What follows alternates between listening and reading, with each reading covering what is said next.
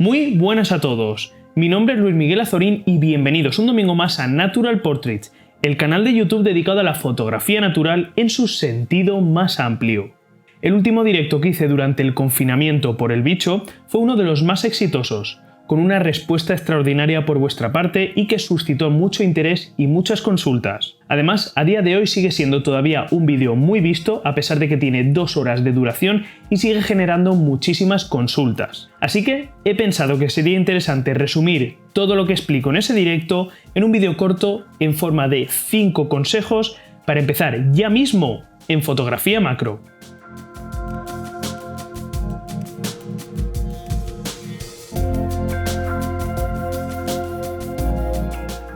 El primer consejo es que puedes empezar a hacer fotografía macro prácticamente con cualquier cosa. Me llegan habitualmente muchísimas consultas al mail, además también suscitó bastante interés durante este directo, y es que solemos pensar que para poder empezar a practicar fotografía macro necesitamos por un lado una cámara fotográfica de gama alta y por otro lado un objetivo macro, que muchas veces exige una inversión alta por nuestra parte, sobre todo cuando nos estamos iniciando. Sin embargo, para empezar a dar nuestros primeros pasos en el mundo de la fotografía macro, en realidad necesitamos muy pocos recursos. ¿Tienes un objetivo como este? Se trata de un objetivo de 50 mm. Pues ya tienes prácticamente todo lo necesario para empezar a dar tus primeros pasos en fotografía macro. Incluso aunque solamente tengas el objetivo 18-55 que viene con el kit de tu cámara, ya tienes prácticamente todo lo que necesitas. Un concepto esencial que debes interiorizar sobre fotografía macro. Cuando separas el objetivo fotográfico del sensor de tu cámara, conseguirás reducir la distancia mínima de enfoque de ese objetivo. Podrás fotografiar los objetos desde más cerca y por lo tanto se verán más grandes en tu sensor. Pero ¿cómo separamos el objetivo del sensor de nuestra cámara? Pues con unos tubos de extensión. Un accesorio súper económico y súper práctico cuando estamos iniciándonos en el mundo macro. Importante sobre los tubos de extensión. Si estás trabajando con un objetivo electrónico, es decir, controlas el diafragma desde el cuerpo de tu cámara, necesitarás unos tubos que mantengan esas conexiones electrónicas. De lo contrario, perderás el control del diafragma, algo muy importante en fotografía macro. Además, añadido a este primer concepto de separar el objetivo fotográfico del sensor de nuestra cámara, cuanto más reducida sea la distancia focal del objetivo que estamos utilizando, más magnificación nos dará, es decir, los objetos se verán más grandes en nuestro sensor, pero más cerca de ellos tendremos que fotografiarlos, y al contrario, cuanto mayor sea la distancia focal del objetivo que estamos utilizando.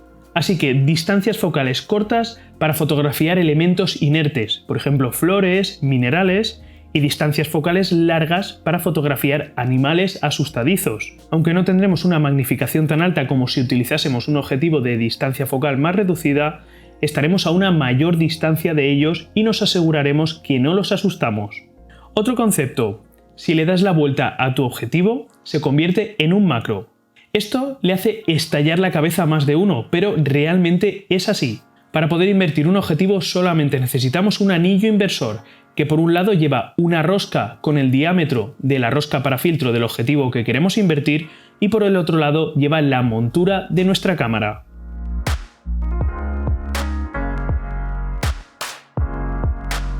Este método del objetivo invertido es preferible utilizarlo con objetivos manuales, que nos permiten controlar el diafragma directamente desde el objetivo. Y aunque existen anillos inversores con conexiones electrónicas, son mucho más engorrosos de utilizar. Este método además es preferible utilizarlo cuando vayamos a hacer fotografía macro dentro de nuestra casa. Y es que esta parte de aquí, la parte interna del objetivo, quedará en el exterior. Y si hacemos fotografía macro en el campo, acumulará polvo. Cuando coloquemos el objetivo en su posición natural en nuestra cámara, acabará todo ese polvo en el interior de nuestra cámara.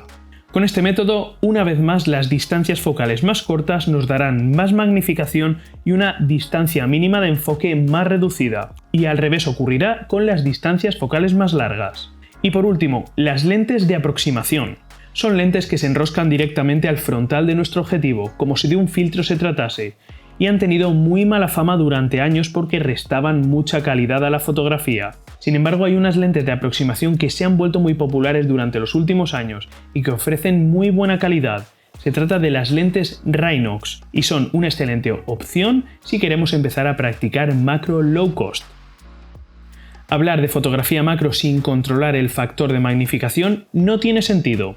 El factor de magnificación no es ni más ni menos que una fracción que nos indica el aumento, la magnificación a la que estamos trabajando. Para calcularlo simplemente necesitamos saber las dimensiones de nuestro sensor por su lado largo y las dimensiones del objeto que estamos fotografiando.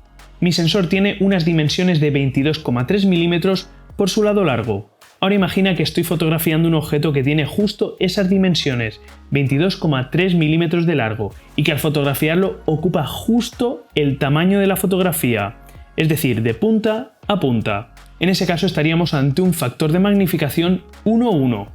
Ahora imagina que este mismo objeto, en vez de ocupar toda la imagen, ocupa solamente la mitad.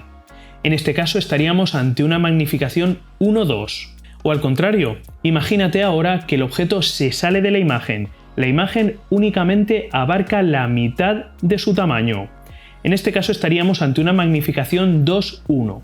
La magnificación macro real, es decir, lo que realmente se entiende como fotografía macro como tal, es aquella fotografía que se hace a magnificación 1:1. Pero esto no significa que solamente tengamos que hacer fotografía macro con un factor de magnificación 1:1.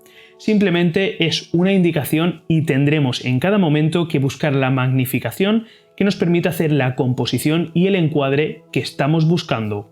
Por cierto, no hace falta que nos vayamos con una regla para ir midiendo todo lo que fotografiemos en el campo. La mejor manera de calcular nuestro factor de magnificación es, tranquilamente en casa, ayudándonos de un metro o de una regla, colocar diferentes combinaciones de tubos de extensión, de anillos inversores, de lentes de aproximación, lo que vayamos a utilizar, y apuntarnos en una tabla las magnificaciones que vamos obteniendo con diferentes combinaciones, de forma que tengamos esa tabla siempre a mano para consultarla. Llegados a este punto hay una cosa que está clara. Todos estos métodos que os he explicado nos van a permitir iniciarnos en fotografía macro, pero no nos van a llegar a dar nunca la calidad que nos ofrece un objetivo macro. Así que el macro es el próximo paso. Un objetivo macro nos va a aportar generalmente una buena apertura, una gran calidad óptica y un recorrido de enfoque, de forma que vamos a poder fotografiar desde lo muy pequeño hasta fotografía de retrato o incluso paisaje, algo que no nos permite hacer ninguno de los métodos que os he explicado anteriormente. Entre los objetivos macro que podemos encontrar en el mercado hay lentes muy buenas, como el Tamron 90mm 2.8, el Sigma 105mm 2.8 o el Canon 100mm 2.8. Sin embargo, son objetivos que pueden quedarse fuera de nuestro presupuesto, sobre todo cuando nos estamos iniciando. Si este es tu caso, te doy un consejo. Busca objetivos antiguos. ¿Qué puedes encontrar en un objetivo macro de los años 80? Encontrarás lentes de gama profesional, ya que durante la era analógica los únicos que tenían acceso a estas lentes tan caras eran los profesionales. Encontrarás objetivos con diafragma y enfoque manual, aunque en el mundo macro esto no es ningún problema. De hecho, en la gran mayoría de situaciones en fotografía macro se enfoca en manual, incluso con objetivos modernos. Y lo más importante, todo esto lo encontrarás a precio de auténtica ganga. Por lo tanto, ¿te estás planteando saltar a un objetivo macro pero los objetivos modernos se quedan fuera de tu presupuesto? Revisa el mercado de objetivos macro analógicos. Aprovecha las primeras horas del día. La fotografía macro exige un sacrificio igual que la fotografía de paisaje, la fotografía nocturna, la astrofotografía, y es que no podremos practicarla siempre que queramos. En macro dependemos de la naturaleza, del medio ambiente y de sus propias normas. El mejor momento para practicar macro serán las primeras horas del día, cuando la luz es suave y los insectos todavía se encuentran inactivos o el nivel de actividad que tienen es muy bajo. Durante este momento será mucho más sencillo para nosotros buscar las escenas, componerlas, encuadrarlas, sin que los insectos se muevan, huyan o cambien de posición. Y en quinto lugar, sal ligero y observa tu entorno. Puede que en este punto alguien se me tire al cuello, pero hablo desde mi propia experiencia y en la manera en que consigo los mejores resultados. He probado a salir con trípode, con flash, con modificadores de luz. Al final, los mejores resultados los obtengo con mi cámara fotográfica, mi objetivo macro montado y observando el entorno muy detenidamente. Puede que a la altura de tus ojos no veas a apenas insectos, quizás solamente aquellos que están revoloteando, pero prueba a echarte al suelo y a mirar entre las flores y las plantas. ¿A que ahora sí que ves bastantes más insectos?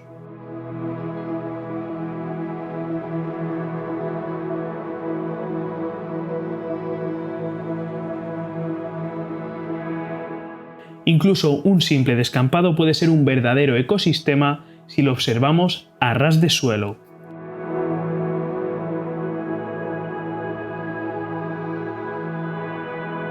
Yo, en lo personal, fotografío siempre a pulso, porque me permite moverme y reencuadrar rápidamente. Pero te voy a dar un truquito para que no te dejes las cervicales ni la vista mirando a través del sensor. Utiliza el modo Live View de tu cámara. A través de la pantalla de tu cámara verás el encuadre en grande y a la perfección. Podrás enfocar cómodamente y reencuadrar de forma súper sencilla.